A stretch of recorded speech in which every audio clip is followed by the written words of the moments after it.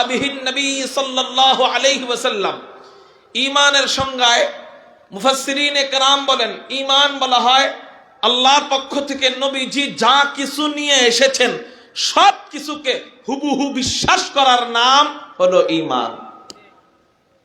সব বিশ্বাস করার নাম কি?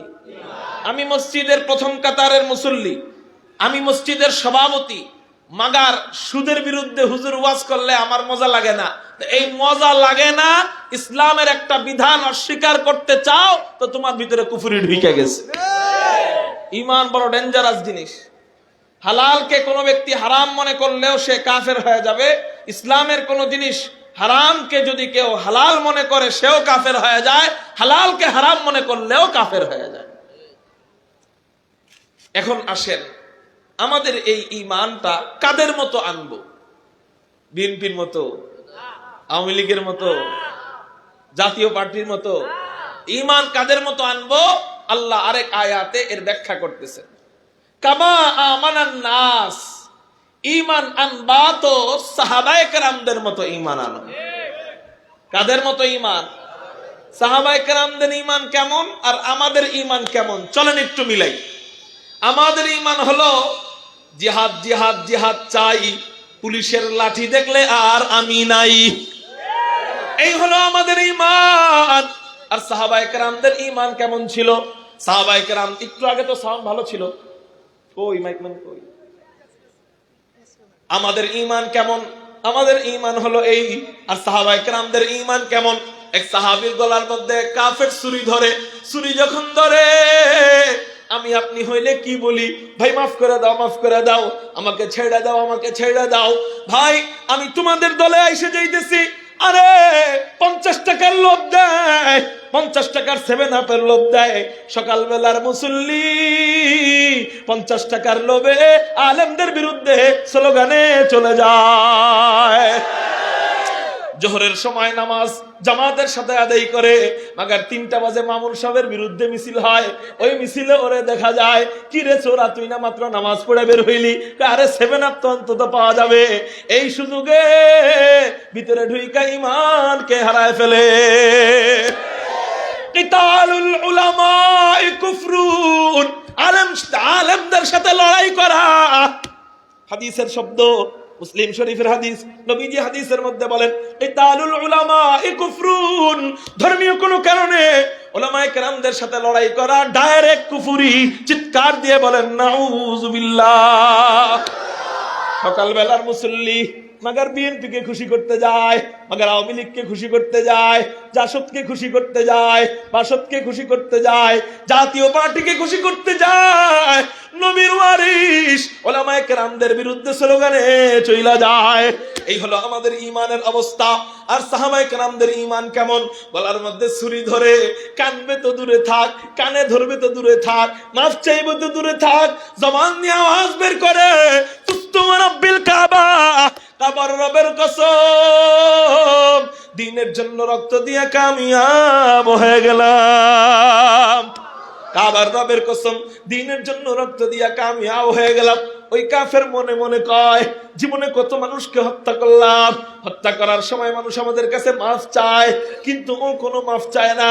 ও বলে কি, আমি বিজয়ী হয়ে গেলাম, আমি কামিয়াব হয়ে গেলাম। কাহিনী তো বুঝলাম না, হত্যা টত্যা কইরা এই প্রশ্ন যখন ঘুরপাক খায়, অন্য সাহাবীকে জিজ্ঞাসা করে, ভাই তোমাদের এক সাহাবী ভাইকে আমি হত্যা করলাম, ও মারা যাওয়ার সময় আমার কাছে মাফ চাইবে তো দূরে থাক, মারা যাওয়ার সময় বলে ফুস্তু ওয়া রাব্বিল কাবা, ফুস্তু ওয়া রাব্বিল কাবা, কাবার রবের কসম আমি কামিয়াব হয়ে গেলাম। ও বারবার নিজেকে কামিয়াব কেন বলে? ও বারবার নিজেকে বিজয়ী কেন বলে? বুঝলাম না তো কাহিনী। কামিয়াব কাকে বলে? যুদ্ধের মধ্যে যে বেঁচে যায় সেই তো কামিয়াব, ও বলতেছে। আর যুদ্ধে যে মারা যায় সেই তো পরাজিত হয়।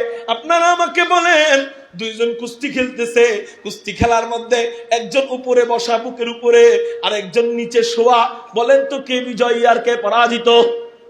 যে নিচে সে পরাজিত, না যে বিজয়ী সে পরাজিত? যে উপরে বসা সে পরাজিত? কে পরাজিত? যে নিচে থাকে সে পরাজিত। আর বিজয়ী কে? যে উপরে থাকে। ওই কাফের বলে আমি ওরে হত্যা করলাম, আমি বেঁচে গেলাম, তো আমি বিজয় লাভ করছি। ও পরাজয় মরণ করছে, কিন্তু ও নিজেকে কেন বলে ফুস্তু ওয়া রাব্বিল কাবা, কাবার রবের কসম আমি বিজয় হয়ে গেলাম, আমি কামিয়াব হয়ে গেলাম। প্রশ্ন ঘুরপাক খায়, জিজ্ঞাসা করে সাহাবীকে, সাহাবী বলে কি? এই উত্তর আমি না, চলো তোমাকে নবীজির কাছে নিয়ে যাই। নবীজির কাছে নেওয়া হয়, প্রশ্ন করা হয়, নবীজি উত্তর দেয়, ও মিয়ারা, তোমরা জয় পরাজয়কে মিলাও, কিসের সাথে মিলাও? জয় পরাজয়কে নির্ণয় করো, কিসের সাথে নির্ণয় করো? যুদ্ধে বেঁচে যাওয়ার সাথে তোমরা জয় পরাজয়কে নির্ণয় করো। যুদ্ধে মারা যাওয়াকে তোমরা পরাজিত মনে করো, যুদ্ধে বেঁচে গেলে তোমরা নিজেদেরকে বিজয় মনে করো। কিন্তু আমরা জয় পরাজয় যুদ্ধের সাথে মিলাই না, আমরা জয় পরাজয় আমাদের মরণের সাথে মিলাই না। আমরা জয় পরাজয় মিলাই, ওয়ালা তাহিনু ওয়ালা তাহজানু ওয়া আনতুমুল আলাউন ইন কুনতুম মুমিনিন। আমরা যখন ঈমান নিয়ে থাকি, শেষে আমাদের ঈমানি মওত হয়, তখনই আমরা নিজেদেরকে সত্যিকারের বিজয়ী মনে করি। অতএব মুসলমানদের নামের আগে পরে পরাজিত বলে কোনো শব্দ নাই। আজকে ফিলিস্তিনে আমার মা বোনদেরকে পাখির মতো হত্যা করা হয়, পাখির মতো গুলি করে নির্বিচারে হত্যা করা হয়। ছোট ছোট কচি কাঁচা বাচ্চাদেরকে জান্নাতের মেহমান বানায় দেওয়া হয়। আমি আপনি মনে করি কি আমরা বুঝি হাইরা গেলাম, মুসলমানের অধপতন বুঝি আইসা গেল, এই তো মুসলমান নাস্তানা বুধ হয়ে গেল, এই তো মুসলমান শেষ হয়ে গেল। আমি বলবো না না না, মুসলমানদের নামের আগে পরে পরাজিত বলে কোনো শব্দ নাই। মুসলমান মরে গেলে শহীদ হইয়া জান্নাতে বিজয়ী হয়ে যায়, আর মুসলমান বেঁচে গেলে জান্নাতি পতাকা দুনিয়াতে উড়ায়। আমরা রক্ত দেই, এই রক্ত দেওয়ার মানে এই না আমরা দুর্বল হয়ে গেছি। ইসলাম নামক বৃক্ষের জন্য একটা পানির দরকার। দুনিয়াতে যত বৃক্ষ আছে, পানি যদি না আসে, আকাশ থেকে যদি বৃষ্টি না পড়ে, এই বৃক্ষগুলা মইরা যায়। কিন্তু দুনিয়াতে বৃক্ষের পানির দরকার হইলে ইসলাম নামক বৃক্ষের তো পানির দরকার। ওই পানির নাম কি? ইসলাম নামক বৃক্ষের পানির দরকার মুসলমানদের রক্ত। আল্লাহ পাক রব্বুল আলামিন এই বৃক্ষের জন্য কখনো রক্ত নেন চেচনিয়া থেকে, আল্লাহ কখনো রক্ত নেন বসনিয়া থেকে, আল্লাহ কখনো রক্ত নেন ফিলিস্তিন থেকে, আল্লাহ কখনো রক্ত নেন আফগান থেকে, আল্লাহ কখনো রক্ত নেন দিল্লি থেকে, আল্লাহ কখনো রক্ত নেন মায়ানমার থেকে, আল্লাহ কখনো রক্ত নেন চীন থেকে, আল্লাহ কখনো রক্ত নেন শাপলা চত্বর থেকে। অতএব আমাদেরকে ভয় দেখায় লাভ নাই। যদি ইসলামের জন্য রক্ত আবার দিতে হয়, আবার যদি বদর ঘটাইতে হয়, আমরা বদরের প্রান্তর ঘটিয়ে দিব। তারপর মসজিদুল আকসাকে আমরা হেফাজত করে করব ইনশাআল্লাহ।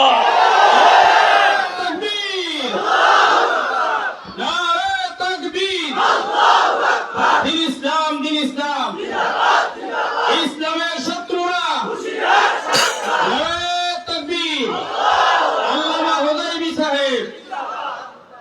আমি কোন আল্লামা না ভাই। মুহতারাম হাজিরিন, ফিলিস্তিনকে চতুর্দিক থেকে পাকড়াও করে রাখছে ওরা। আপনারা আমাকে বলেন, ওই জামানার নমরুদের চেয়ে ওদের শক্তি বেশি? আল্লাহ মশা দিয়ে যদি ধ্বংস করতে পারে, ওই সময়ও ওদের কামান ছিল, ওই সময়ও ওদের রকেট বোম ছিল। ওই সময়ের রকেট বোম দিয়ে তোরা তো আল্লাহরে মারতে চাস না, ওই সময়ের রকেট বোম দিয়া নমরুদ আল্লাহরে মারতে চাইছে। নাউজুবিল্লাহ বলেন। তীর একটা মারছে উপরের দিকে, আল্লাহরে হত্যা করবে। নাউজুবিল্লাহ। তোদের ক্ষমতার চেয়ে ওদের ক্ষমতা অনেক বেশি ছিল।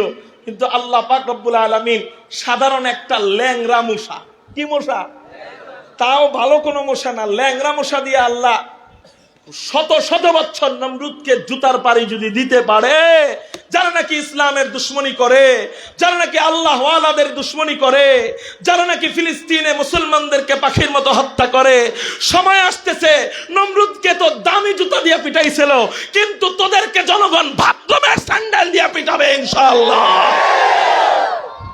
ইসরায়েলিদের জন্য একরাশ বাথরুমের স্যান্ডেল উপহার। ইসরায়েলিদের জন্য একরাশ কি?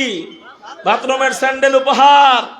মুহতারাম হাজিরিন, অতএব বিচলিত হইবেন না, হীনমন্যতায় ভুগবেন না যে মুসলমান সব দিক থেকে রক্ত দিয়া বুঝি শেষ হয়ে যাবে। আরে এখন তো মুসলমান তাও কোটি কোটি আছে, কিন্তু মক্কা শরীফ যখন আবাবিল পাখি দিয়ে আল্লাহ হেফাজত করছেন, তখন মুসলমান ওই জামানার ওই ধর্মের অনুসারী, ওই সময়ে যে ধর্ম সত্য ছিল, ওই সত্য ধর্মের অনুসারী কয়েকজন মাত্র ছিল। এর মধ্যে একজন ছিল আমাদের নবীজির চাচা, নবীজির দাদা আব্দুল মুত্তালিব। উনি ছিল, উনি বলে, মালিক রে, পারলাম না তোমার ঘরকে হেফাজত করতে, নাই আমার কাছে কোনো অস্ত্র, নাই আমার কাছে কোনো সৈন্য, নাই আমার কাছে কোনো তীর, নাই আমার কাছে কোনো কিছু, মালিক তোমার ঘর তুমি হেফাজত কইরো। ওই সময় যে কয়জন মুসলমান ছিল, এখন কি তার চেয়ে কম না বেশি? ওই সময় ছিল কম, তারপরেও আল্লাহ যদি কাবা শরীফকে হেফাজত করতে পারেন, এখন আছে বেশি। এখন কেন বাইতুল্লাহ আল্লাহ পাকের আরেক ঘর, সেই ঘরের নাম মসজিদুল আকসা, সেটাকে কেন হেফাজত করবেন না? কিন্তু আমাদের যেই অস্ত্রের দরকার, সেই অস্ত্র নিয়ে আমাদের আগাইতে হবে। সেই অস্ত্রের নাম হলো ঈমান।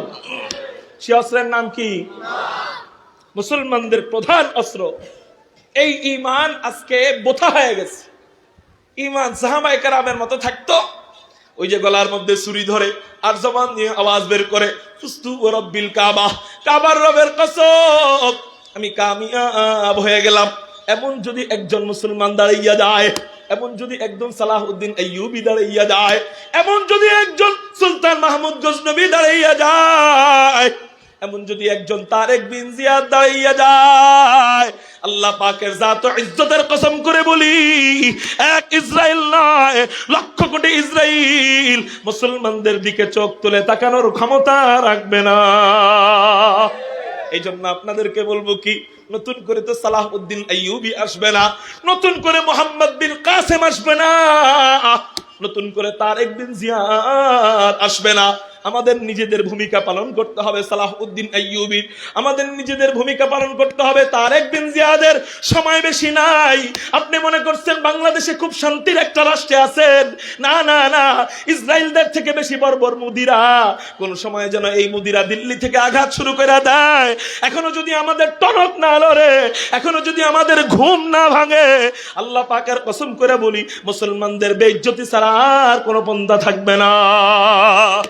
এই জন্য এখনই আমাদের ঈমানকে মজবুত করতে হবে, এখনই মোহাম্মদ বিন কাসেমের ভূমিকা পালন করতে হবে, এখনই তারেক বিন জিয়াদের ভূমিকা পালন করতে হবে, এখনই সুলতান মাহমুদ গজনবীর ভূমিকা পালন করতে হবে, এখনই ওমর বিন খাত্তাবের ভূমিকা পালন করতে হবে। আল্লাহ পাকের জাত ও ইজ্জতের কসম করে বলি, মুসলমান যদি মোহাম্মদ বিন কাসেমের ভূমিকা পালন করে, ওমর বিন খাত্তাবের ভূমিকা পালন করে, এক আমেরিকা নয়, এক দিল্লি নয়, এক মায়ানমার আর এক ইসরায়েল নয়, লক্ষ কোটি ইসরায়েল, লক্ষ কোটি আমেরিকা মুসলমানদের দিক চোখ তুলে তাকানোর ক্ষমতা রাখবে না।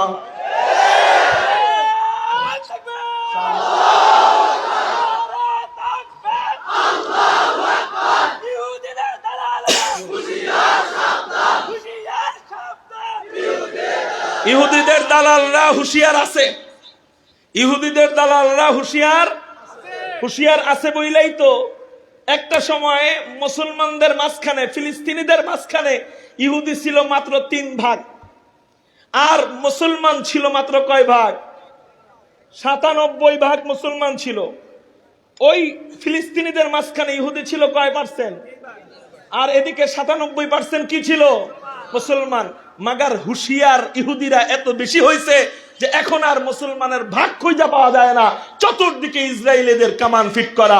মুসলমানরা যদি আগের থেকে হুঁশিয়ার থাকতো, মুসলমানরা যদি আগের থেকে তাদের ইমানি অস্ত্রকে ধার করত, মুসলমানরা যদি তাদের অস্ত্রকে আগের থেকে উঁচু করে রাখতো, আল্লাহ পাকের জাত ও ইজ্জতের কসম করে বলি, এই কাফের আর মুরতাদরা আমাদের সাথে এত সহজে পেরে উঠতো না।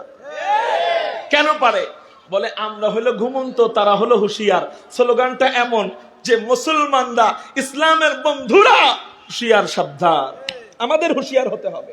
আমাদের হুঁশিয়ারের 1 নাম্বার পথ কোনটা? অস্ত্র কোনটা? ঈমানকে ধার করতে হবে। ঈমানকে কাদের মতো ধার করব? আল্লাহ কি বলতেছেন বলেন? ঈমানকে কাদের মতো করব?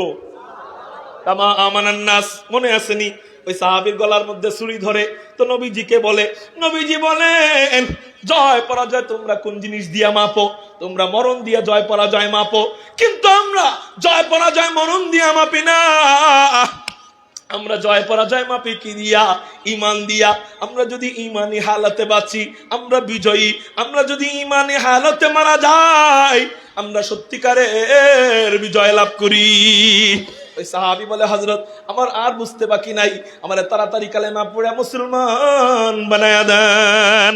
আশহাদু আল্লা ইলাহা ইল্লাল্লাহ ওয়া আশহাদু আন্না মুহাম্মাদান আবদুহু ওয়া রাসূলুহু। সাহাবায়ে কেরামদের ঈমান দেখা কাফেররা মুসলমান হয়ে যাইতো, আর আমাদের ঈমান দেখা রংপুরে বহু মানুষ খ্রিস্টান হয়ে যায়। সাহাবায়ে কেরামদের ঈমান দেখা কাফেররা মুসলমান হয়, আর আমাদের ঈমান দেখা মুসলমানরা কাফের হয়ে যায়। এই জন্যই আল্লাহ বলেন ঈমান আনবা কামা আমানান নাস। সাহাবায়ে কেরামদের মতো ঈমান আনো। কেমন ঈমান ছিল সাহাবীদের? সাঈদ ইবনে মুসাইয়াবকে পিটাইতে এমন অবস্থা হয়, সাঈদ ইবনে মুসাইয়াবকে যখন পিটায় আঙ্গুল শাহাদাত আঙ্গুলি উপরে উঠাইয়া সাঈদ ইবনে মুসাইয়াব বুঝতেছেন যে এখনই শহীদ হয়ে যাবেন, শাহাদাত আঙ্গুলি উপরে উঠাইয়া বলেন আশহাদু আল্লাহ ইলাহা ইল্লাল্লাহ ওয়া আশহাদু আন্না মুহাম্মাদান আবদুহু ওয়া রাসূলুহু। মুসাইলামাতুল কাজ্জাব বলে, এই যে হাতটা উপরে উঠাইছে এই হাতটা কর্তন করা হোক, ডান হাত কাটা হয়। এবার বলে, অন্তত এখন আমাদের পক্ষে কথা বল, আমি আপনি হইলে কি বলতাম? ডান হাত কাটা হইলে বুঝি আর ঈমান দিলের মধ্যে অনেকে রাখতে পারতো? কয় না না না, অন্তত ভিতরে ঈমান রাখা হলেও উপরে কুফরি করা আরম্ভ করতো, বলতো ভাই আমার বাকি হাতগুলা বাকি অঙ্গ প্রত্যঙ্গ কাইটো না, আমি তোমাদের পক্ষে এসে গেলাম, এই কথা বলতো।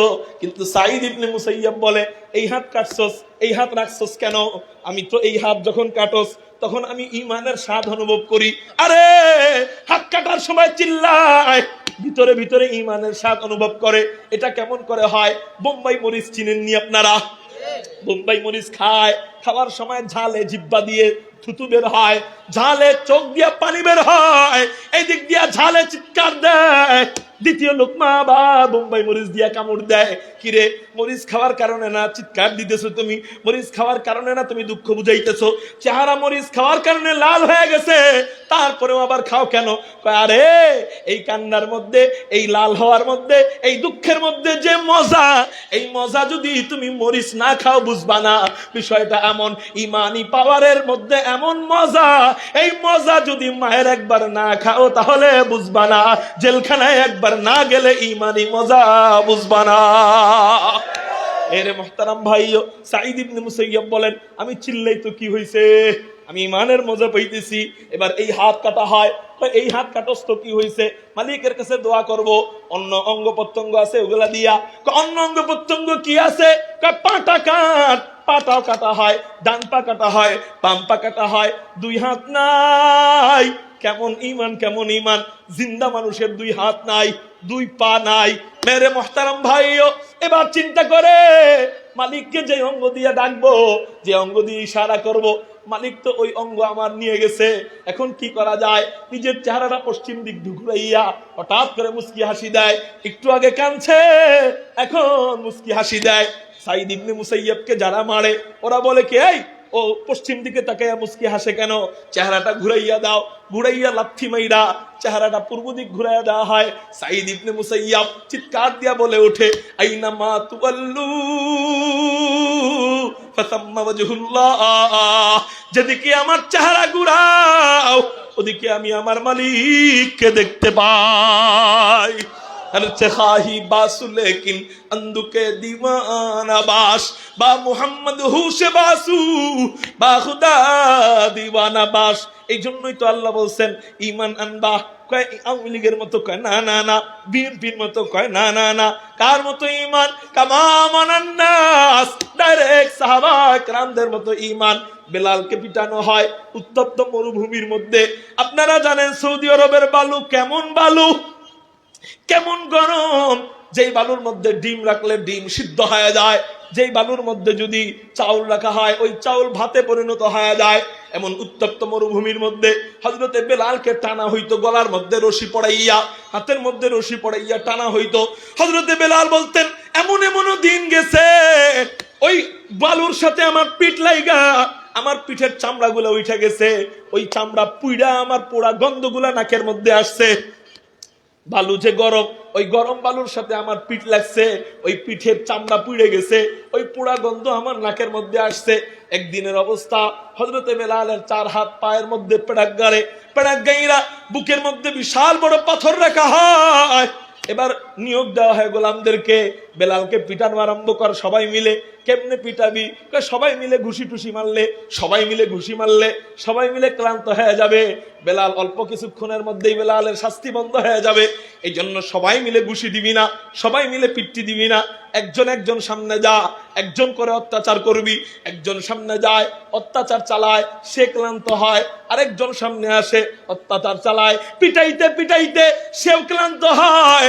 এরকম করে করে বেলালের মালিকের যত গোলাম ছিল সব গোলাম একে একে আসে, সবাই পিটায়, মুহাম্মদের ধর্ম ত্যাগ কর, তোরে আমরা আজাদ করে দিব।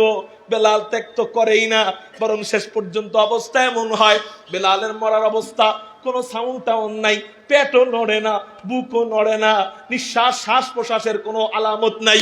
মালিক বলে, দেখো বেলাল মনে হয় মারা গেছে। ঠোঁটের সামনে কান নেওয়া হয়, দেখে না বেলাল মরে নাই, কি যেন মিটমিট করে বলতে চায়। মালিককে বলা হয়, ও মালিক, বেলাল তো মরে নাই, কি যেন বলতে চায়। কয়, দেখো মনে হয় আমাদের পক্ষে বলতে চায়, মনে হয় মায়ের কাজে লাগছে, মনে হয় অত্যাচার কাজে লাগছে, ডোজটা কামে লাগছে। বেলাল মনে হয় আমাদের দলে এসে যাবে, ইসলাম ধর্ম ত্যাগ করবে। ও মায়ের চোটে মনে হয় ওর নবীরে ভুলে গেছে। মেরে মুহতারাম ভাইও, এবার মালিক বলতেছে, দেখো বেলাল জবান দিয়া কি বলতে চায়।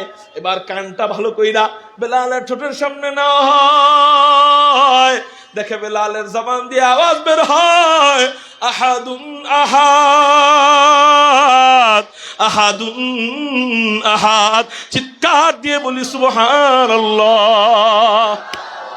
মনে মনে বলে বেলাল, মালিককে মনে মনে বলে, ও মালিক, মারা যাওয়ার সময় কালেমায়ে শাহাদাত পড়তে হয়, মারা যাওয়ার সময় কালেমায়ে তাইয়্যিবা পড়তে হয়, মারা যাওয়ার সময় বলতে হয়, আশহাদু আল্লা ইলাহা ইল্লাল্লাহ ওয়া আশহাদু আন্না মুহাম্মাদান আবদুহু ওয়া রাসূলুহু।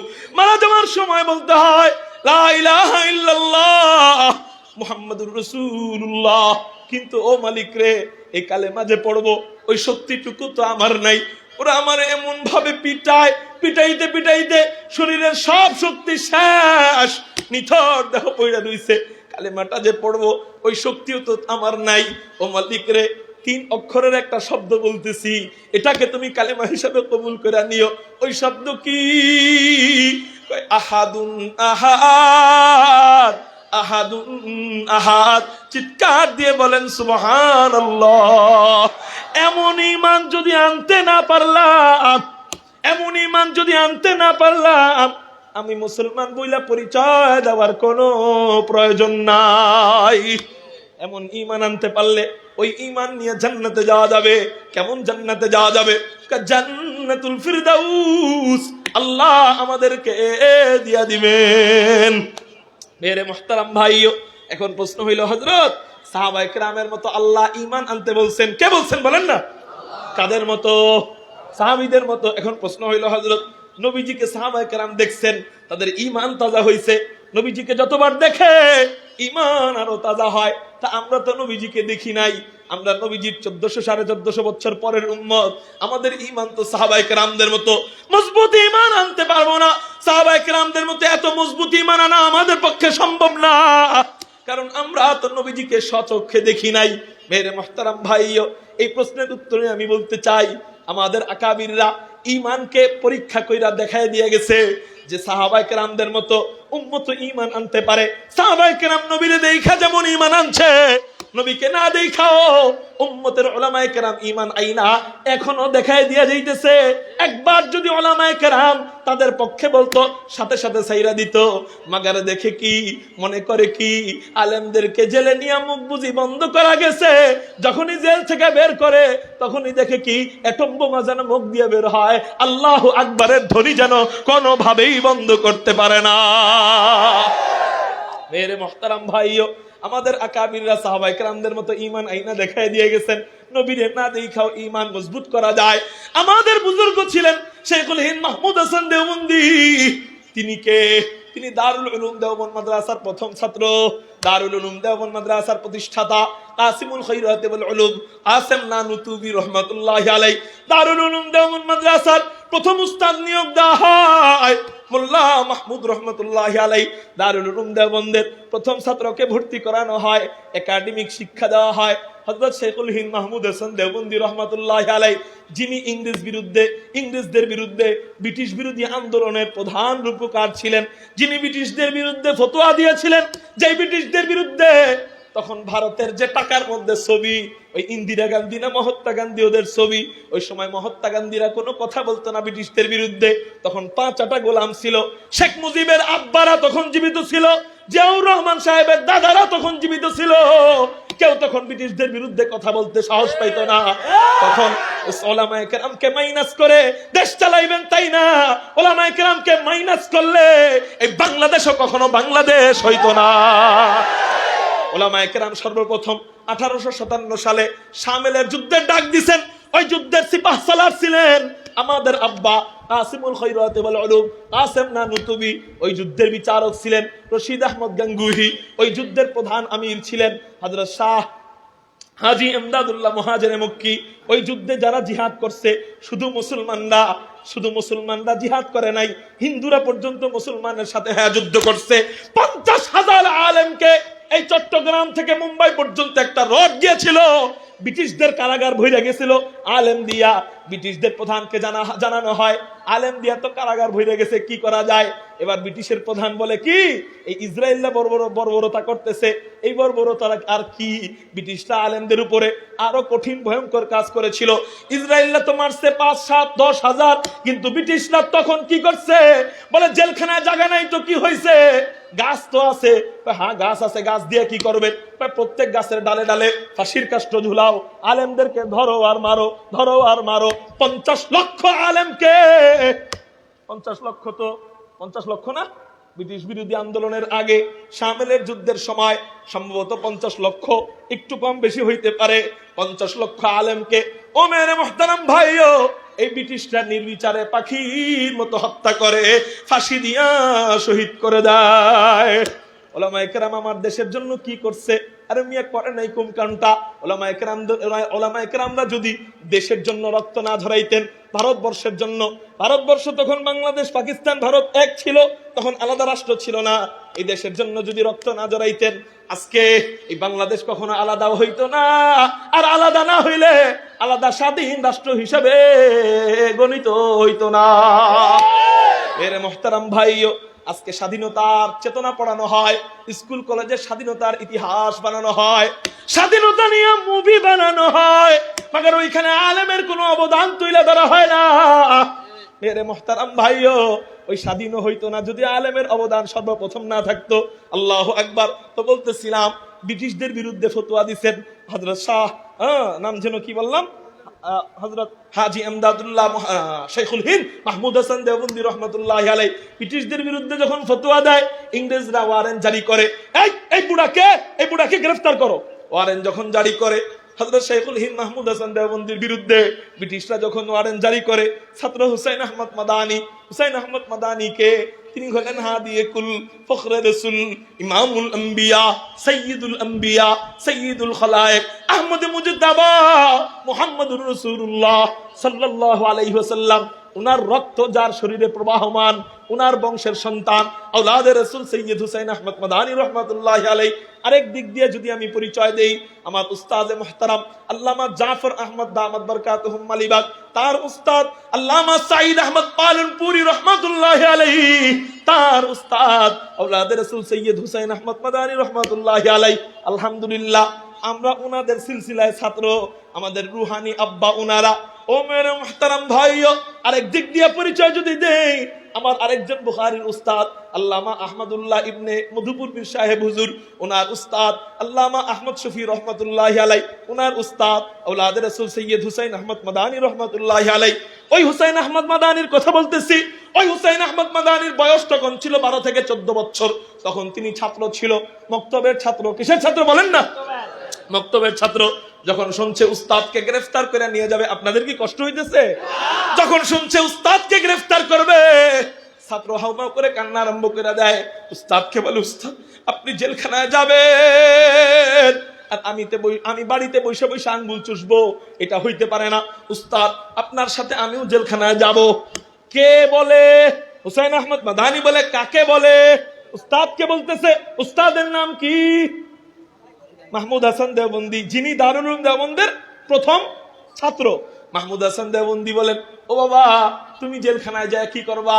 ওরা আমাকে পিটাবে, ওরা আমাকে মারবে, ওরা আমাকে জুলুম অত্যাচার করবে। আমার দিলে তেমন কোনো কষ্ট লাগবে না, বড় আনন্দ লাগবে যে দিনের জন্য আমি রক্ত দিব। কিন্তু বাবা তুমি আমার ছাত্র হইতে পারো, কিন্তু তোমার মাকাম কোথায় জানোনি?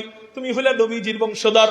তোমার গায়ের মধ্যে যদি ওরা ফুলের টুকা দেয়, আমি মাহমুদুল হাসান দেওবন্দি সহ্য করতে পারবো না। কিন্তু ছাত্র ছিল নাসরবান্দা, কান্না আরম্ভ করে দেয়, উস্তাদ আপনি জেলে যাবেন আর আমি বসে থাকবো। এই তো কওমি মাদ্রাসা ছাত্রদের অবস্থা, যারা উস্তাদকে জীবন দিয়ে মহব্বত করে। উস্তাদের সামনে চোখ গরম তো দূরে থাক, কোন উঁচু আওয়াজেও উস্তাদের সামনে কওমি মাদ্রাসা ছাত্ররা কথা বলে না। এই জন্যই তো তারা ওখান থেকে শিখে মা বাবাকে সম্মান করে, মা বাবাকে বৃদ্ধাশ্রমে রাইখা আসে না। এই জন্যই তো ও মেরে মুহতারাম ভাইও বৃদ্ধাশ্রমে যাইবেন, জিজ্ঞাসা করবেন তোমাদের সন্তান কি?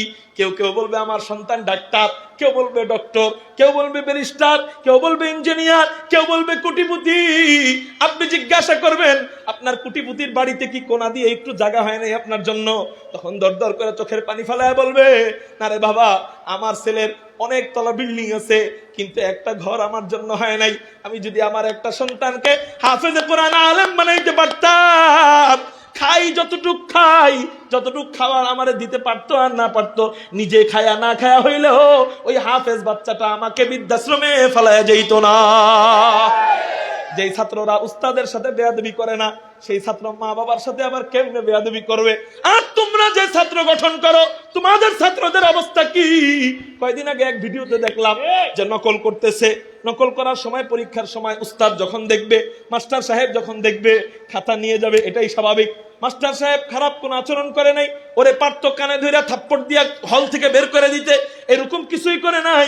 খাতাটা শুধু নিয়ে গেছে, ছাত্র যাইয়া উস্তাদকে গালের মধ্যে থাপ্পানো আরম্ভ করছে। এই হলো তোমাদের বান্দরের শিক্ষার ফসল। মাইন্ড করবেন না, কষ্ট নেবেন না। নিজেরা পড়তে পারেন নাই তো কি হইছে? কেন আপনাদের দিলের মধ্যে আঘাত দেওয়ার চেষ্টা করতেছি জানেননি? নিজেরা ওই বান্দরের শিক্ষা শিখছেন তো কি হইছে? অন্তত সন্তানদেরকে যদি আদবওয়ালা, আখলাকওয়ালা, চরিত্রওয়ালা বানাইতে চান, কওমি মাদ্রাসা ছাড়া কোনো গতি নাই। ইনশাআল্লাহ ওয়াদা দেই, সন্তানদেরকে হুসাইন আহমদ মাদানির মতো যদি বানাইতে চাই, আল্লাহর উপর ভরসা কইরা আমাকে ওরা যা কামাই করে দিতে পারে আর না পারে, অন্তত হাসরের ময়দানে তো 10 জনকে হাত ধইরা জান্নাতে ঢুকাই দিতে পারবে ইনশাআল্লাহ। কারা কারা ওয়াদা দিতে রাজি আছেন? আমার প্রত্যেকটা সন্তানকে হাফেজে কোরআন বানাবো। আল্লাহু আকবার বলে হাত উঠান। এই যে হাত উঠায় না, হাত উঠায় না, এত জোর করে উঠাইতে হয় কেন? হাত উঠান, হাত উঠান।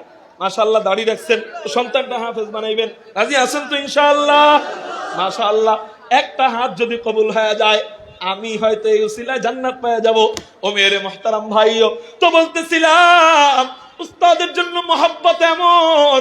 আল্লামা আহমদ শফি রহমতুল্লাহ আলাইকে কিছুদিন আগে, উনি যখন জীবিত ছিলেন, ওনাকে এক বর্বর জালেম শাসক গুলি করার অর্ডার দিছে। উনার এক ছাত্র আইসা ওই গুলি থামাইছে। চিন্তা করা যায়, ছাত্র আইসা আল্লামা আহমদ শফির গুলি থামায়। সুবহানাল্লাহ। এক জালেম শাসক, ওই জালেমের শাসকের নাম নিলে নাই বললাম, ওর নাম বইলে আমার মুখকে আমি নাপাক করতে চাই না।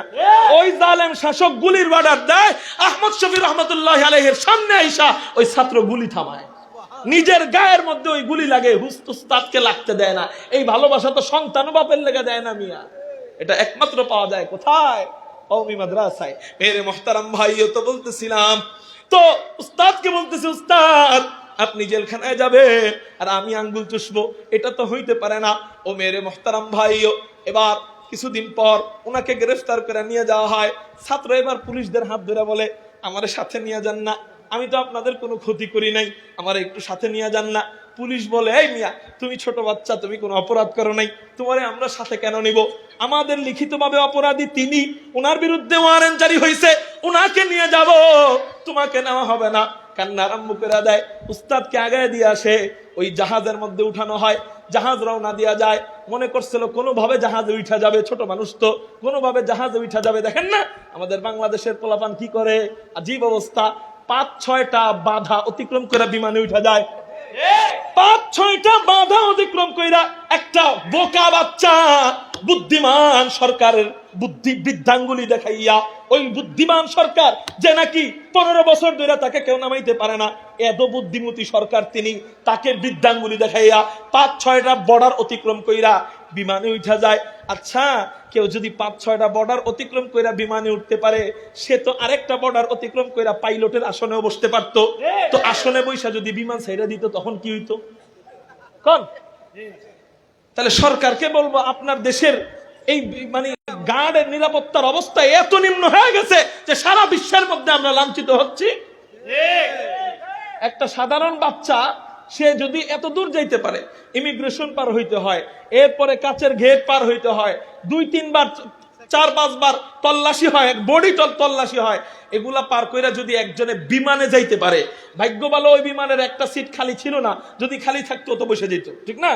এখন ওই যে নাকি বিমানে ঢুকতে পারছে, এত দূর আসতে পারছে, সে তো একটা দরজা খুইলা পাইলটের আসনে বসতে পারতো, পারতো না? ওর যদি আরেকটু বুদ্ধি ভালো থাকতো তাহলে তো ওই যে বেহুশ করার যে সমস্ত ওই পকেট মাররা করে, যে চোখের মধ্যে দিয়া ঘুম করে এরপরে পকেট থেকে সবকিছু নিয়ে যায়, আরেকটু যদি বুদ্ধি ভালো থাকতো ওই ঘুম করার জিনিসপত্র নিয়ে পাইলটকে ঘুম পাড়াইয়া এরপর উনিও তো বিমান নিয়ে ওই বাচ্চা উড়াল দেওয়া শুরু করতে পারতো, ঠিক না বে ঠিক?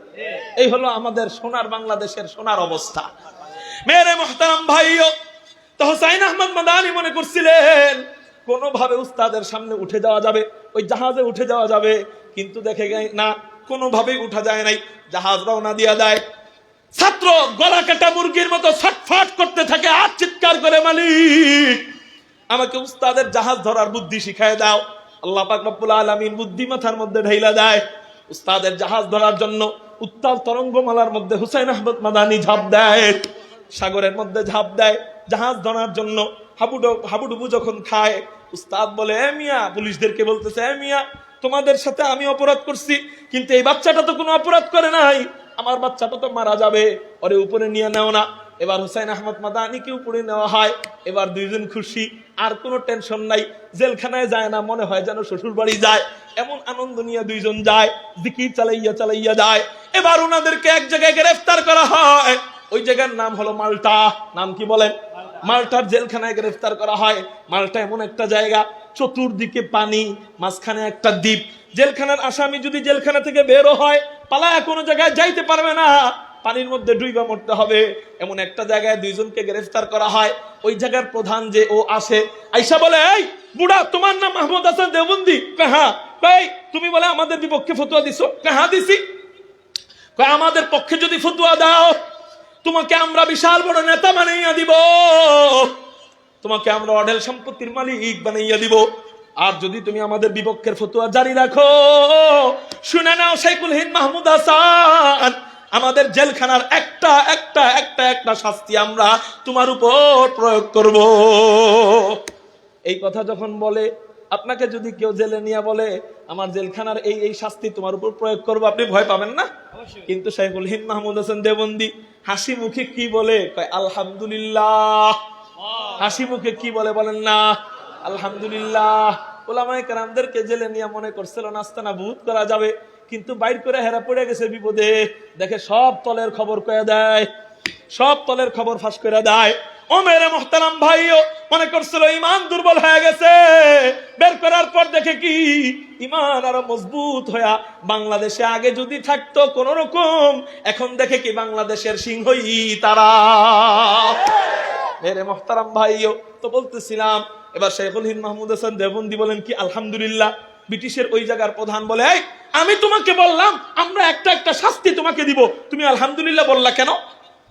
মনে মনে কয়, আমরা তো তার সন্তান, আমরা তো তাদের আওলাদ, আমরা তো তাদের উত্তরসূরি, যাদের গলার মধ্যে ছুরি ধরা হয় তারা জবান দিয়ে আওয়াজ বের করে, ফুস্তু রব্বিল কাবা, কাবার রবের কসম আমি কামিয়াব হয়ে গেলাম।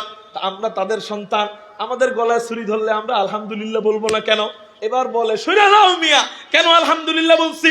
এতদিন নিজেদেরকে ইমানদার দাবি করতাম, নিজেকে মুমিন দাবি করতাম, কিন্তু আমার ইমানের পরীক্ষা এ পর্যন্ত করতে পারি নাই। সাহাবায়ে কেরামদের মতো ইমান হইল কিনা এখনো ভাবতে পারি নাই, এখনো পরীক্ষা করতে পারি নাই। আলহামদুলিল্লাহ, এবার হয়তো সুযোগ এসে গেছে, তোমরা তোমাদের শাস্তির পরীক্ষা করবা, আর আমিও আমার ইমানের পরীক্ষা নিব। আমার ইমান সাহাবায়ে কেরামের মতো হইল কিনা, কুরআনুল কারীমের আদেশ মতো আমি মানতে পারলাম কিনা। আল্লাহ যে বলছেন সাহাবায়ে কেরামদের মতো ঈমান আনবা, তো আমি তাদের মতো আনতে পারছি কিনা, আমি আমার ঈমানের পরীক্ষা নিব। তোমরা তোমাদের শাস্তি প্রয়োগ করো, একেবারে ছোট শাস্তি, 7 দিন কোনো খাবার দিবা না। বলেন কয়দিন খাবার দিবা না? আপনারা আমাকে বলেন 7 দিন কয় রোজার সমান? 7 দিন কয় রোজার সমান? 14টা রোজার সমান 7 দিন। এই 7 দিন আমরা সেহরির সময় এত পেট ভরে খানা খাই, জোহরের পরে আর হাঁটতে পারি না, ক্ষুধা লেগে যায়। এই অবস্থা যদি 7 দিন হয়, আরে মিয়া মুখ দিয়ে তো কথাই বের হবে না। মেরে মোহতারাম ভাইও, হযরত শেখুল হিন্দ মাহমুদ হোসেন দেওবন্দিকে এবং হুসাইন আহমদ মাদানী উস্তাদ এবং শাগরেদকে এক কামরার অন্ধকার কুঠিরের মধ্যে নেওয়া হয়, তাদেরকে ভিতরে ধাক্কা দিয়ে ঢুকানো হয়, আর বলে 7 দিন কোনো খাবার দাবার নাই। ওনারা বলে আচ্ছা ঠিক আছে, জেলখানার বাহির থেকে তালা মেরে দাও। এবার তালা মারে, ওনারা দুইজন বৈশা জিকির আরম্ভ করে, লা ইলাহা ইল্লাল্লাহ, লা ইলাহা ইল্লাল্লাহ, লা ইলাহা ইল্লাল্লাহ।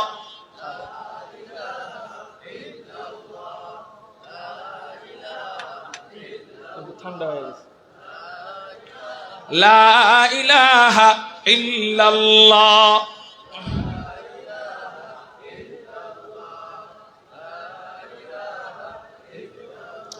तेरे महबूब की अरब शबाहत लेके आया हूँ, तेरे महबूब की अरब शबाहत लेके आया हूँ, हकीकत उसके तू कर मैं सूरत लेके आया हूँ, ना अज़मत लेके आया हूँ, ना इबादत लेके आया हूँ, ना अज़मत लेके आया हूँ, ना शौकत लेके आया हूँ, मोहब्बत लेके आया हो, मोहब्बत लेके आया हो, ला इलाहा इल्लल्लाह।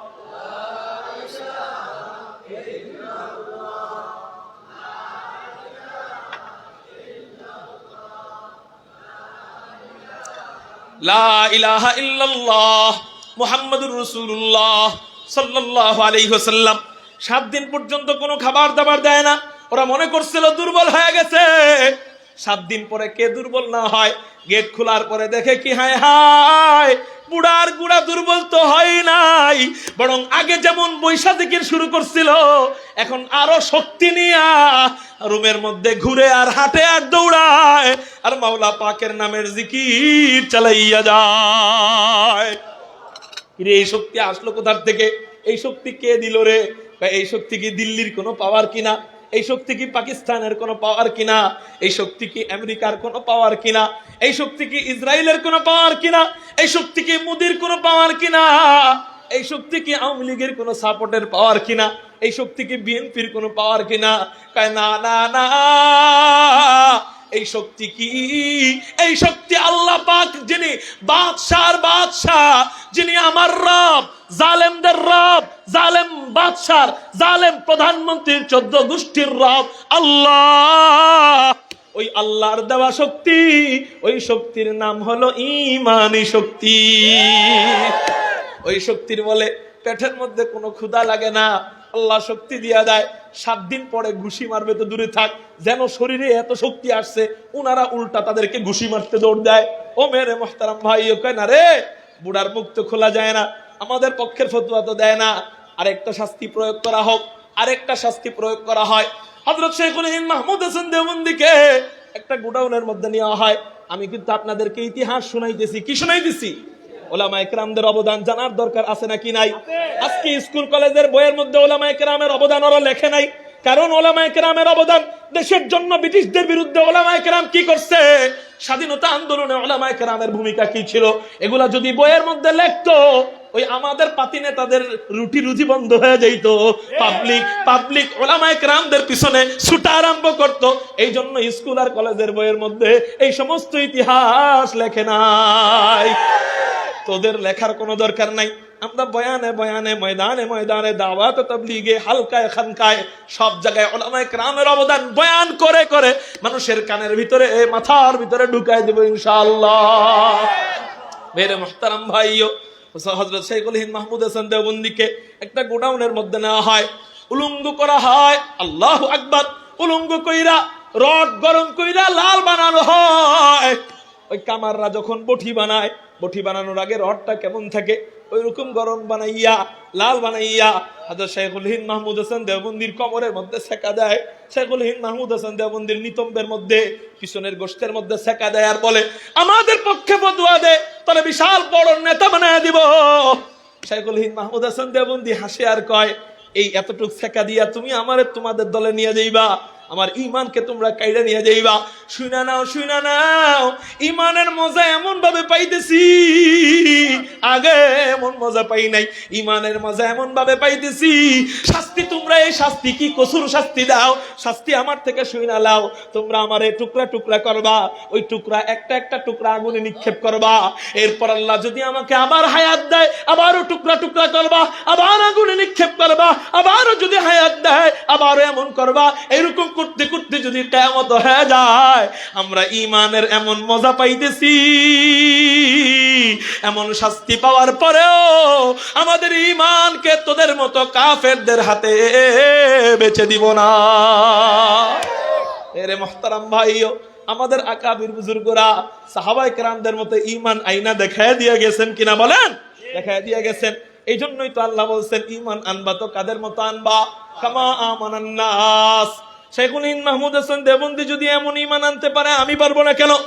হুসাইন আহমদ মাদানী যদি এমন ঈমান আনতে পারে, উস্তাদকে মহব্বত কইরা যদি সাগরে ঝাঁপ দিতে পারে, আরে এই মহব্বত করছে কার জন্য?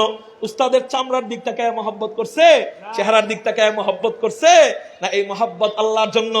আল্লাহর জন্য, এই মহব্বতের জন্য যদি উনি জীবন দিতে পারে, সমুদ্রের মধ্যে ঝাঁপ দিতে পারে, আমি কেন আমার ফিলিস্তিনি মুসলমান ভাই বোনদের জন্য যদি সরকার অনুমতি দেয়, সরকার যদি আমাদেরকে অনুমতি দেয়, সরকারকে বলবো আপনার প্রশাসন, আপনার সেনাবাহিনী আপনি কি কারণে রাখছেন জানি না, সেনাবাহিনীদেরকে আঙ্গুল চুষা ছাড়া আর কোনো কাম আপাতত করতে দেখি না, অতএব সেনাবাহিনীদেরকে দ্রুত ইসরায়েলিদের বিরুদ্ধে জিহাদ করতে পাঠান। যদি তাদেরকে পাঠাইতে আপনার ভয় হয়, আমি আপনাদেরকে বলবো আপনারা সীমান্ত খুলে দেন, আমাদেরকে অনুমতি দিয়ে দেন। 18 কোটি মুসলমান ফিলিস্তিনিদের পক্ষে জিহাদ করতে প্রস্তুত কারা কারা আছো? আল্লাহু আকবার বলে দুটো হাত আল্লাহকে দেখা। আল্লাহু আকবার। আল জিহাদ, আল জিহাদ, আল্লাহু আকবার। যদি কখনো জিহাদের ডাক আসে, যুদ্ধের ডাক আসে, আমাদের মা সন্তান হারা হবে, আমাদের বাবা সন্তান হারা হবে, আমাদের দাদা দাদি নাতি হারা হবে, আমাদের স্ত্রী বিধবা হবে, তারপরে মসজিদুল আকসাকে হেফাজত করবার জন্য, জেরুজালেমকে ইসরায়েলের কবরস্থান বানানোর জন্য কারা কারা নিজেদের বুক তৈয়ার করতে রাজি আছো? আল্লাহু আকবার বলো। আল্লাহু আকবার। আল্লাহু আকবার। জিন্দাবাদ, জিন্দাবাদ। আল জিহাদ, আল জিহাদ, আল জিহাদ, আল জিহাদ।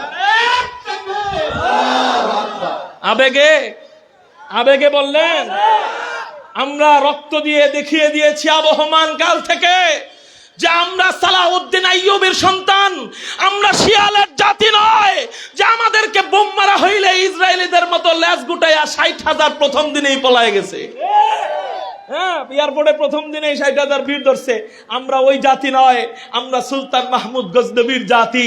এই বাইতুল আকসা, মসজিদুল আকসাকে স্বাধীন করেছিল শেষবার যে, তার নাম সালাউদ্দিন আইয়ুবী। আমরা সেই জাতি। অতএব কাদেরকে ভয় দেখাও? রক্ত যারা দিতে চায় তাদেরকে ভয় দেখায়া মসজিদুল আকসা তোমাদের করতে পারবা না ইনশাআল্লাহ। নাসরুম মিনাল্লাহ ওয়া ফাতহুন করিব। আমরা রক্ত দিব, এই রক্ত থেকে আল্লাহ পাক রব্বুল আলামিন ইসলামের শক্তি বাড়ায় দিবেন। কল্লা দিব, এই কল্লা দিয়ে আল্লাহ মসজিদুল আকসাকে একদিন পরিপূর্ণভাবে আযাদ করবেন ইনশাআল্লাহ। আমরা মরতে মরতে যদি মুসলমান মরতে মরতে যদি সবাই মারাও যাই, তারপরে মসজিদুল আকসাকে আল্লাহ আমাদের বিশ্বাস আবাবিল পাখির মতো হেফাজত করবেন ইনশাআল্লাহ। অতএব হীনমন্যতার কোনো কারণ নাই, ভয় পাওয়ার কোনো কারণ নাই যে মুসলমান মরতে মরতে কইমা যাইতেছে। আরে বেটা, মুসলমান তো বাইতুল্লাহ যখন নিয়ে যাচ্ছিল কাফেররা তখনের থেকে এখন অনেক বেশি আছে। অতএব টেনশনের কোনো কারণ নাই। রক্ত দেওয়ার সময় আসবে তো রক্ত দিয়ে দিবি, আর কোনো কথা নাই। রাজি আছেন ইনশাআল্লাহ? আল্লাহ তুমি কবুল করো, বলি আমিন। ইন্নাল্লাযীনা আমানু, জান্নাতে যাওয়ার এক নাম্বার পথ কি? ঈমান। কি বলেন? কাদের মতো ঈমান আনতে হবে?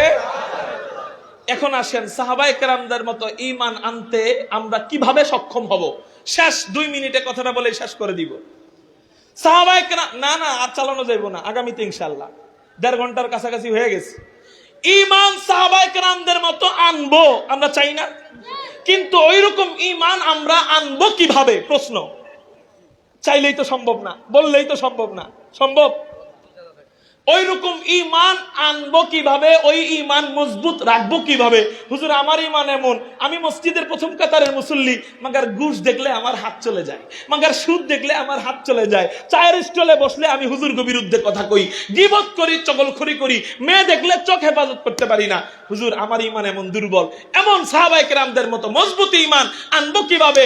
যে ছুরির সামনে দাঁড়ায়া, বন্দুকের সামনে দাঁড়ায়া, কামানের সামনে দাঁড়ায়া আল্লাহু আকবারের ধ্বনি দিব, আমার এই হাতে হ্যান্ডকাপ, এই হাতে হ্যান্ডকাপ, পিছনে 20 পিস্তল তাক করা, আমি আল্লাহু আকবারের ধ্বনি দিব। এমন ঈমান হযরত আনবো কিভাবে? প্রশ্ন। উত্তর হলো, ছোট্ট উত্তর, আল্লাহ কোরআনুল কারীমে যেখানেই ঈমানের শব্দ এনেছেন সেখানেই নেক আমলকে হাজির করেছেন। বলেন সেখানে কি হাজির করেছেন? আল্লাযীনা আমানু ওয়া আমিলুস সালিহাত, মান আমিলা সালিহা, নেক আমল, মান আমিলা সালিহাম মিন যাকারিন আও উনসা ওয়া হুয়া মুমিন। ঈমান আসেনি? নেক আমল আসেনি? ইন্নাল্লাযীনা আমানু ওয়া আমিলুস সালিহাত, ঈমান নেক আমল। যেখানে ঈমান সেখানে নেক আমল। কারণ কি? কারণটা হলো আমাদের এই প্রশ্নের উত্তর। হুজুর সাহাবায়ে কেরামদের মতো মজবুত ঈমান আনবো কিভাবে? উত্তর হলো আল্লাহ ঈমানের পাশাপাশি কোরআনের সব জায়গায় নেক আমলকে হাজির করছেন। এই জন্য যে সাহাবায়ে কেরামদের মতো ঈমান যদি মজবুত রাখতে চাও, একটা প্রাচীরের দরকার আছে। ওই প্রাচীর দিয়ে ঈমানকে ধরে রাখতে হবে। ঈমান হলো একটা পিচ্ছিল বস্তুর মতো। কিসের মতো? পিচ্ছিল বস্তু বুঝেন? আচ্ছা, আপনারা পারদ দেখছেন কারা কারা? পারদ, থার্মোমিটারের যে জ্বর মাপার যে থার্মোমিটার, এটার ভিতরে একটা পারদ থাকে, এটা দেখছেন কারা কারা? হাত উঠান তো। আচ্ছা, অনেকে দেখেন নাই, আপনাদের বুঝার সুবিধার্থে বলি। এই পারদ কিন্তু হাত দিয়ে ধরা যায় না। ধরা যায়? পানি কিন্তু হাত দিয়ে ধরা যায়, কিন্তু পারদ হাত দিয়ে ধরা যায় না। এটা ধরতে গেলেই সরে যাবে। আচ্ছা, কচু পাতার উপরে পানি পড়তে দেখছেন নি? ওই কচু পাতায় কি পানিকে ধরে রাখতে পারে? যেখানেই কাট করা হয় ওইদিকে চলে যায়। মাগার অন্যান্য কাগজের উপরে যদি পানি দেন, কাট করা হইলে ওইদিকে আস্তে আস্তে যাইতে যাইতে কমে যাবে, কারণ কাগজ পুরাটা পানি ভরতে ভরতে নিচের দিকে আসবে, পানি লাগতে থাকবে ওই কাগজের সাথে। কিন্তু কচু পাতার সাথে পানি লাগে? ঠিক পারদটা হলো অনেকটা এরকম। আপনি হাত দিয়ে ধরতে নেবেন, হাতে লাগবে না, হাতের এই সাইড থেকে বের হয়ে যাবে, আঙ্গুলের এই সাইড দিয়ে বের হয়ে যাবে। এখন আপনারা আমাকে বলেন, এই কথাটার সময় কেউ উঠবেন না মেহেরবানি করে। শেষ কথা না বুঝলে পুরো ওয়াজ মনে হইব ডাল খিচুড়ি, আর শেষ কথা শুনলে মনে করবেন কাচ্চি বিরিয়ানি। কথা বুঝতে পারছেন? এই পারদটা যখন বাহিরে থাকে, থার্মোমিটার, জ্বর মাপার মিটার দেখছেন তো আপনারা, এই মিটারের বাহিরে যখন থাকে তখন এই পারদটা আমাদের হাতের মধ্যে নিয়ন্ত্রিত থাকে না অনিয়ন্ত্রিত থাকে? বুঝে বললেন? বলেন কি বললেন? নিয়ন্ত্রিত থাকে না অনিয়ন্ত্রিত? কারণ আমরা যেভাবে ধরতে চাই ওইভাবে ধরতে পারি না। কিন্তু এটা যখন একটা বডির ভিতরে থাকে, ওই বডির নাম জ্বর মাপার মিটার বা থার্মোমিটার, ওই বডির ভিতরে যখন থাকে, ওই অনিয়ন্ত্রিত পারদটা বডির ভিতরে নিয়ন্ত্রিত থাকে না অনিয়ন্ত্রিত থাকে? কেমন নিয়ন্ত্রিত? আপনার জ্বর যদি 98 হয়, ওই পারদ 98 পর্যন্তই যায়, বেশি যায় না। আপনার জ্বর যদি 100 হয়, 100 পর্যন্তই যাবে, কমবেও না বাড়বেও না। আপনার জ্বর যদি 102 এ যায়, 2 পর্যন্তই যাবে, পারদ নিয়ন্ত্রিত থাকবে, কমবেও না বাড়বেও না। এখন আপনি আসেন, ঈমানটা হলো পারদের মতো। এটা পিচ্ছিল বস্তু, ধরে রাখতে চাইলেই ধরা যাবে না। আর নেক আমলটা হলো থার্মোমিটারের বডির মতো। আপনি যখন নামাজ, রোজা, হজ, যাকাত, দাড়ি ঠিক মতো কাজ, আপনি আল্লাহ যে বিধান দিচ্ছেন এগুলা ঠিক মতো মাইনা চলেন, আপনার একটা বডি তৈরি হবে, একটা মিটার তৈরি হবে। এই মিটারের চতুর্দিকে আমল থাকবে, ডাইনে থাকবে নামাজ, বামে থাকবে রোজা, সামনে থাকবে হজ, পিছনে থাকবে যাকাত, উপরে নিচে থাকবে ভালো কাজ, চতুর্দিকে একটা বেষ্টনী দিয়ে রাখবে এই নেক আমল। ঈমান মাঝখানে পারতের ভূমিকা পালন করবে, নিয়ন্ত্রিত থাকবে। যখন ঈমান যেভাবে প্রয়োগ করতে চান, কখনো নারীর থেকে দূরে চোখ রাখতে চান তো ঈমান বলবে চোখ নারীর থেকে দূরে তুই রাখতে সক্ষম। আপনি যখন জিনা থেকে দূরে থাকতে চাইবেন, ওই ঈমান নিয়ন্ত্রিত সম্ভব। আপনি যখন জিহাদ করতে যাইতে চাইবেন, ওই ঈমান আপনাকে জিহাদে নিয়ে যাইবে, ঈমান আপনাকে নিয়ে যাইতে সক্ষম। কারণ চতুর্দিকে একটা বেষ্টনী আছে, ওই বেষ্টনীটার নাম হলো নেক আমল। কিন্তু যদি বেষ্টনীটা না থাকে, থার্মোমিটারের উপরের বডিটা, জর্মাপার বডিটা না থাকে, তাহলে পারদ কি হয়ে যায়? অনিয়ন্ত্রিত হয়ে যায়, হাত দিয়ে আর ধরা যায় না। আপনার একটা জিনিস যদি কমতি থাকে, মনে করেন হুজুর নামাজ ঠিক মতো পড়ি, দাড়ি নাই, আবার দাড়ি ঠিক মতো আছে, নামাজ নাই, নামাজ আছে জাকাত নাই, জাকাত আছে ঘুষ খান, সুদ খান, এরকম যদি থাকে, তাহলে আপনার ওই বেষ্টনীটার একটা নিচে থাকবে ফোঁটা, নিচে থাকবে কি ফোঁটা। ওই ভিতরের ঈমান নামক যে পিচ্ছিল বস্তুটা, ওই ফোঁটা দিয়ে যে কোনো মুহূর্তে পড়ে যাবে, ঈমান হারা হয়ে যাবে। কথাটা বুঝতে পারছেন আমার? তাইলে আমরা যদি সাহাবায়ে কেরামদের মতো ঈমানকে মজবুত রাখতে চাই, আমাদের ওই ঈমানকে ধরে রাখার জন্য একটা প্রাচীর বানাইতে হবে, একটা বডি বানাইতে হবে। ওই বডির নাম, জোরে বলেন, ওই বডির নাম নেক আমল। ছাড়া ঈমান সম্ভব? নেক আমল ছাড়া সাহাবায়ে কেরামদের মতো ঈমান আনা সম্ভব? এই নেক আমল করে আমি আমার প্রধান অস্ত্র ঈমানকে ধার করব। আল্লাহ আমাদেরকে ঈমান এবং নেক আমল নিয়ে ওই জান্নাতে যাওয়ার তৌফিক দান করুক। আয়াতের সংক্ষিপ্ত তাফসীর করলাম, ঈমান এবং আমল সংক্ষিপ্তভাবে বুঝাইলাম। এবার নেক আমলের, ঈমান এবং নেক আমলের বদৌলতে আল্লাহ যে কি পুরস্কার দিবে সেটার নাম হলো জান্নাত। জান্নাত সম্পর্কে যদি আগামী বছর তারা দয়া করে দাওয়াত দেয়, আর আমি যদি আসতে পারি, যদি আমার ডেট খালি থাকে, মনে করায় দিয়েন আগামী বছর ঈমান এবং নেক আমলের পরে আল্লাহ কেমন জান্নাত মিলাইবে, ওই জান্নাত কি দিয়া বানাইছে, ওই জান্নাতের ফল কত বড় হবে, ওই জান্নাতের নারীরা কেমন হবে, কেমন দেখতে সুন্দরী হবে, তাদের লেবাস কেমন থাকবে, তাদের চাহনি কেমন থাকবে, তাদের বয়স কেমন থাকবে, জান্নাতের হুর কতজন হবে, জান্নাতের বিবির অবস্থা কেমন থাকবে, জান্নাতের খাদেমরা কয়জন থাকবে, জান্নাতের জমিন কি দিয়া বানানো, জান্নাতের উপরের ছাদ কি দিয়া বানানো, জান্নাতে আল্লাহর সাথে সাক্ষাতের অবস্থা কেমন হবে, মসজিদ নামক মাঠে বৈশা বৈশা আল্লাহকে দেখার অবস্থা কেমন হবে, জান্নাতের নদী নালা কেমন হবে, জান্নাতের পাহাড় পর্বত কেমন হবে, নবীদের স্টেজ জান্নাতে কত বড় হবে। ইনশাআল্লাহ ঈমান নেক আমল নিয়ে গেলে ওগুলা আল্লাহ দিবে। ওগুলা ওই পুরস্কার সম্পর্কে আগামীতে যদি আল্লাহ বাঁচায় রাখে আলোচনা করব। আল্লাহ পাক রব্বুল আলামিন আমাদেরকে ঈমান এবং নেক আমল নিয়ে ওই জান্নাতে যাওয়ার তৌফিক দান করুক। সাহাবায়ে কেরামদের মতো মজবুত ঈমান এবং নেক আমল গড়বার তৌফিক দান করুক। আমিন। ওয়া আখির দাওয়ানা আলহামদুলিল্লাহি রাব্বিল আলামিন। আল্লাহুম্মা সাল্লি আলা মুহাম্মাদিন ওয়া আলা আলি মুহাম্মাদ। অনেকেই দোয়া চাইছে, অসুস্থ, সবাই দোয়া করবেন। সকলে বসি ভাই, ভাত খাইলাম, হাত ধুইলাম না, লাভ কি হইলো? একটু মনোযোগটা ধরে যাই। আল্লাহুম্মা সাল্লি আলা মুহাম্মাদিন ওয়া আলা আলি মুহাম্মাদ কামা সাল্লাইতা আলা ইব্রাহিম ওয়া আলা আলি ইব্রাহিম ইন্নাকা হামিদুম মাজিদ। আল্লাহুম্মা বারিক আলা মুহাম্মাদিন ওয়া আলা আলি মুহাম্মাদ কামা বারাকতা আলা ইব্রাহিম ওয়া আলা আলি ইব্রাহিম ইন্নাকা হামিদুম মাজিদ।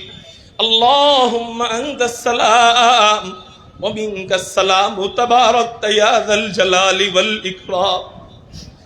রব্বানা যালামনা আনফুসানা ওয়া ইল্লাম তাগফির লানা ওয়া তারহামনা লানাকুনান্না মিনাল খাসিরিন। ربنا آتنا في الدنيا حسنة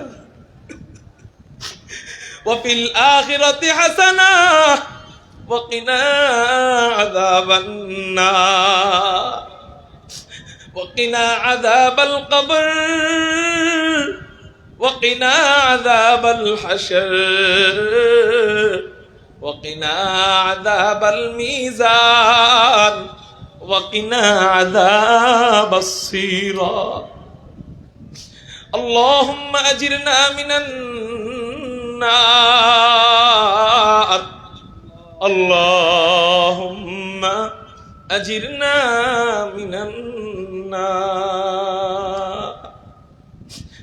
اللهم إني أسألك رضاك وجنة الفردوس আল্লাহুম্মা ইন্নী আসআলুকা রিদাকা ওয়া জান্নাতাল ফিরদাউস ইয়া হান্নান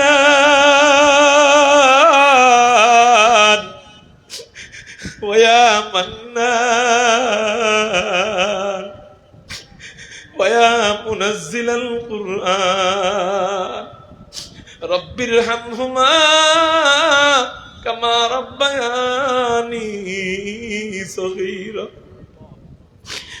হে পরওয়ারদিগারে আলম আল্লাহ, আমরা কতিপয় গুনাহগার বান্দা, না খান্দা বান্দা, পচা বান্দা। আল্লাহ, যেই দুইটা হাত উঠাইছি এই হাত দুইটাও গান্দা। যেই জবান দিয়ে চাইতেছি এই জবানটাও না খান্দা। যেই চোখ দিয়ে কাঁদতেছি এই চোখটাও গান্দা।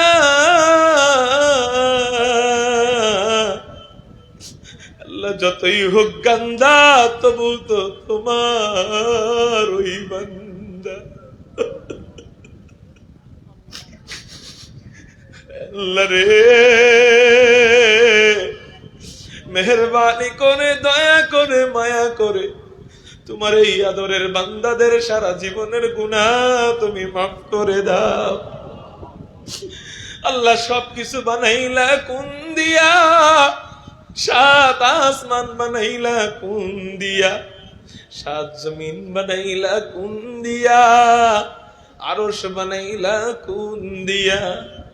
জান্নাত জাহান্নাম বানাইলা কোন দিয়া? কিন্তু এই অধম মানুষদেরকে তুমি কোন দিয়া বানাও নাই? তোমার পরিপূর্ণ প্রেম আর ভালোবাসা দিয়া বানাইছো। নিজের কুদরতি হাত দিয়া আদর কইরা এই বান্দাদেরকে বানাইয়া কেমনে দিবা ওই জাহান্নামে ফেলিয়া। আল্লাহ, তুমি যদি আমাদেরকে না মাফ করো আমাদের কোনোই গতি নাই। মা যখন সন্তানকে পিটায় সন্তান বাবার কাছে যায় বিচার দেয়। বাবা যখন সন্তানরে পিটায় সন্তান মায়ের কাছে যায় বলে, আম্মু আমারে বাঁচাও, আব্বু আমারে মারে। কিন্তু মালিক রে, তুমি যদি আমাদেরকে পিটানো আরম্ভ করো, ও মালিক, বলো না আমরা কার কাছে যাব? আল্লাহ, তোমার এই বান্দারা একটা মশার কামড় সহ্য করতে পারে না। দাঁতের ভিতরে পোকা হয়, পিঁপড়ার থেকেও ছোট এই পোকা, এই পোকার কামড় সহ্য করতে পারি না। ওই অন্ধকার কবরের এতগুলা আযাব, ও মালিক, সাপ দংশন করবে, বিচ্ছু কামড়াবে, কবরে চাপ মাইরা মটমট মটমট করে হাড্ডি গুলা ভাঙবে। এদিক দিয়ে নাকি আবার থাকবে আগুন।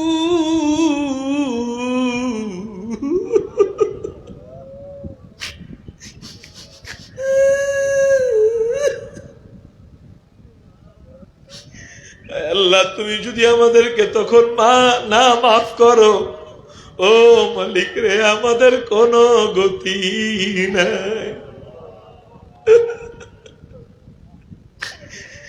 ভাই বলি, সন্তান বলি, মা বলি, বাপ বলি, তখন কাউকে কাছে পাওয়া যাবে না। আল্লাহ, তুমি যদি আমাদের ওই সময় আপন না হও, আল্লাহ রে, আর তো কোনো গতি থাকবে না। আল্লাহ, তুমি মেহেরবানি করে আজকে যারা হাত উঠাইছে সবাইকে তুমি নিজ জিম্মায় মাফ কইরাই দাও। আল্লাহ, কাকতালীয় ভাবে সবাইকে তুমি তোমার ওলি বানায়া নাও। আল্লাহ পরিপূর্ণভাবে হেদায়েতের উপর চলবার তৌফিক দাও। আজকে থেকে যেন কেউ আর নামাজ না ছাড়ি, আজকে থেকে যেন কেউ রোজা না ছাড়ি, আজকে থেকে যেন কেউ কোনো গুনাহ না করি। কোরআনে মজা বাড়ায়া দাও, নামাজে মজা বাড়ায়া দাও, জিকিরে মজা বাড়ায়া দাও, তসবিহে মজা বাড়ায়া দাও, নেক কাজে মজা বাড়ায়া দাও, ইমানি কাজে মজা বাড়ায়া দাও, গুনার কাজে মজা কমায়া দাও, জিনায় ঘৃণা লাগায়া দাও, চকলখুরিতে ঘৃণা বাড়ায়া দাও, গীবতে ঘৃণা বাড়ায়া দাও, আয় আল্লাহ সুদে ঘৃণা বাড়ায়া দাও। আল্লাহ আমাদেরকে পরিপূর্ণ সিরাতে মুস্তাকিমের উপর চলবার তৌফিক দাও। আয় আল্লাহ আমাদের বাড়ির ভিতরে পর্দার পরিবেশ তৈরি করে দাও। আল্লাহ আজকে ওয়াদা করছে প্রত্যেকে তার সন্তানদেরকে হাফেজে কোরআন বানাবে। ও মালিক রে, নিয়ত করার দায়িত্ব আমাদের।